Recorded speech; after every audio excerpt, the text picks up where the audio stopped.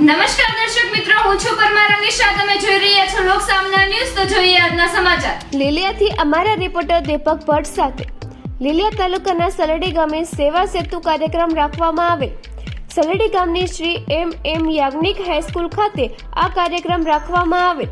આ કાર્યક્રમમાં સૌપ્રથમ દીપ પ્રાગટ્ય લીલિયા મામલતદાર એચ.ડી. વાડા સાહેબ તેમજ નાયબ પુરવઠા મામલતદાર આર.એમ. રાંધલિયા સાહેબ તેમજ લીલિયા તાલુકા વિકાસ અધિકારી કિશોરભાઈ આચાર્ય, રાજકીય અગ્રણી અધિકારીઓ સહિત દીપ પ્રાગટ્ય કરી આ કાર્યક્રમને ખુલ્લો મૂકવામાં આવેલ.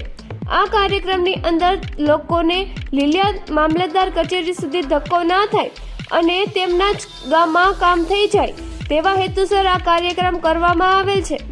આ કાર્યક્રમની અંદર અલગ અલગ ટેબલો દ્વારા અરજદારોના કામનું નિવારણ કરવામાં આવે છે, જેમાં સમાજ સુરક્ષા શાખા, સમાજ કલ્યાણ, પોલીસ ડિપાર્ટમેન્ટ, જનસેવા ફોરેસ્ટ વિભાગ, પિટિશન, આંગણવાડી, આધાર કાર્ડ, વસુલાત ખેતીવાડી, પીજીવીસીએલ, આરોગ્ય વિભાગ, એચબીઆઈ, આમ તમામ ડિપાર્ટમેન્ટોના ટેબલો આ સેવા સેતુ કાર્યક્રમમાં ઉપસ્થિત હોય છે.